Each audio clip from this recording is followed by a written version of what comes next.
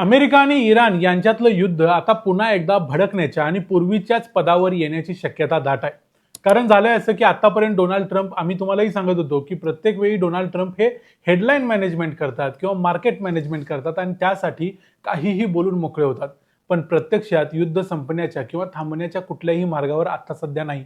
कारण Donald Trump यांनी काल ट्विट करून एक माहिती दिली, ती म्हणजे इराणचं एक जहाज स्ट्रेट ऑफ हॉर्मुझ क्रॉस करून बाहेर पडायचा प्रयत्न करत होतं, जे कार्गो शिप होतं. म्हणजे त्यामध्ये वेगवेगळ्या प्रकारचा माल होता, तेल होतं, सगळं होतं. या जहाजावरती अमेरिकेनं हल्ला केला आणि या जहाजाचा ताबा आपल्याकडे घेतला.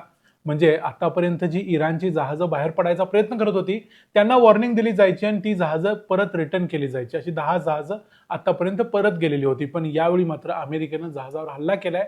आता इराण म्हणतोय की याचा आम्ही जबरदस्त प्रतिहल्ला करून उत्तर देऊ.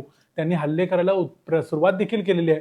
त्यामुळे नेमकी आत्ताची परिस्थिती काय आहे? अमेरिका म्हणतोय की पाकिस्तानमध्ये शांतता चर्चा होणार आहे उद्या मंगळवारी. पण प्रत्यक्षात इराण म्हणतोय आम्ही शांतते चर्चेला येणारच नाही. मग चर्चा होणार कोणाच्यात?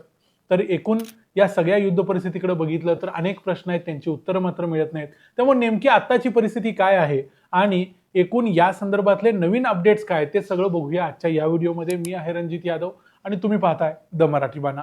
अमेरिका आणि इराण यांच्यामध्ये 7 एप्रिलला सीज फायर म्हणजे शस्त्रसंधी झालेली होती आणि तेव्हापासून यांच्यामध्ये वेगवेगळ्या पद्धतीने चर्चा करायचे प्रयत्न चालू आहेत. पाकिस्तानमध्ये देखील एकदा चर्चा झाली, पण प्रत्यक्षात स्ट्रेट ऑफ हॉर्मुझ मात्र अजूनपर्यंत ऑफिशियली आणि प्रॅक्टिकली उघडला गेला नाही. भलेही इराणनं सांगितलं 17 तारखेला की आम्ही स्ट्रेट ऑफ हॉर्मुझ ओपन करतोय, पण त्यांनी 17 तारखेच्या रात्रीपर्यंत परत सांगितलं आम्ही बंद करतोय. त्यामुळं दोन्ही देशांच्याकडून धरसोड वृत्ती चालू आहे.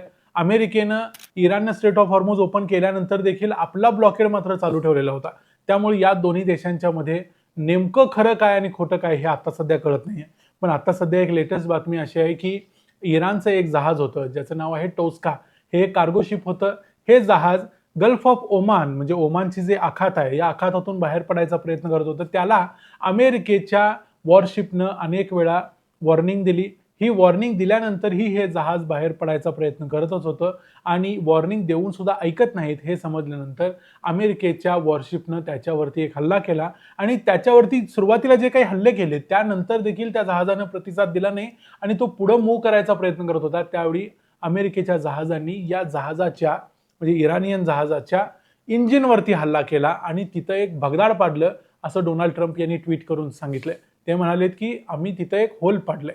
आता या होलमुळे झालं असं की ते जहाज ठप्प झालं आणि त्यावरती मग अमेरिकन मरीन्स चढले आणि त्यांनी या जहाजाचा टोस्काचा ताबा आपल्याकडे घेतला. त्यामुळे अर्थातच या हल्ल्यानंतर इराण प्रचंड संतापलेलं आहे. इराणचं एक मोठं जहाज जवळजवळ 900 फुटांचं हे जहाज आहे आणि कार्गो शिप आहे. त्यामुळे बराचसं सामान देखील आता अमेरिकेच्या ताब्यात आहे. अमेरिकन ट्रेजरी डिपार्टमेंटच्या कंट्रोलमध्ये आता असं हे जहाज आहे असं डोनाल्ड ट्रम्प यांनी सांगितलं.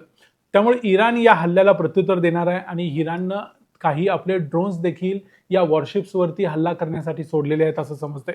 पण प्रत्यक्षात आज रात्रीपासून इराणचे हे हल्ले जे स्ट्रेट ऑफ हॉर्मुझमध्ये अमेरिकेने ब्लॉकेड केलेलं आहे त्याच्या विरुद्ध मोठ्या प्रमाणावर होऊ शकतात.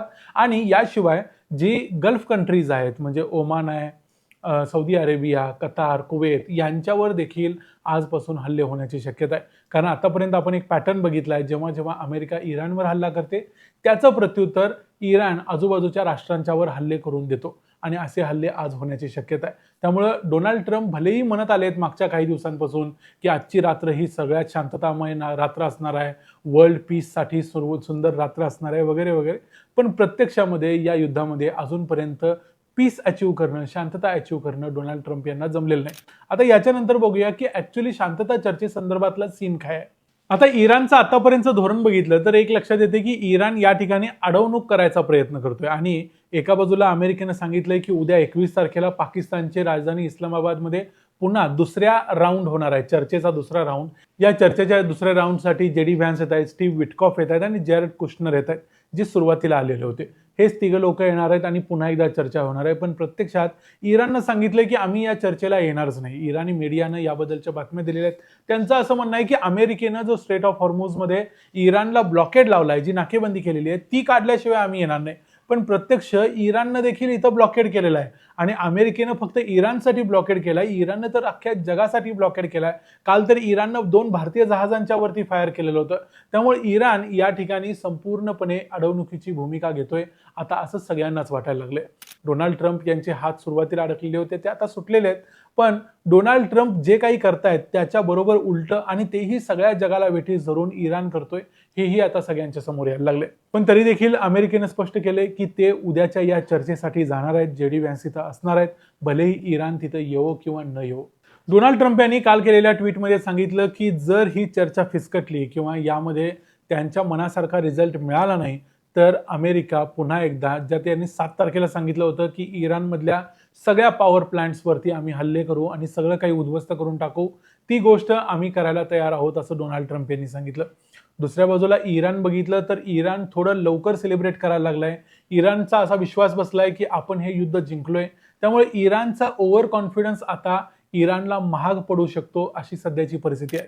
कारण इराण ज्या पद्धतीचं धोरण अवलंबतोय, प्रत्येक ठिकाणी अमेरिकेची अडवणूक करायचा प्रयत्न करतोय, पण ही अडवणूक फक्त आता अमेरिकेची होत नाहीये, अख्खा युरोप इथं अडवला गेलाय, भारत अडवला गेलाय, चीन अडवला गेलाय.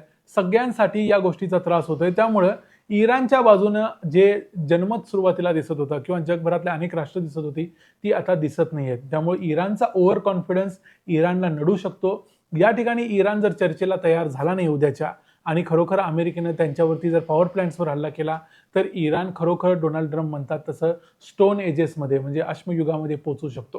म्हणजे इतकी वाईट अवस्था इराणची होऊ शकते. आणि ही इराणच्या जो इगो आहे इराणच्या राज्यकर्त्यांचा, त्या इगोमुळे होणार आहे, असं सध्या तरी वाटतंय.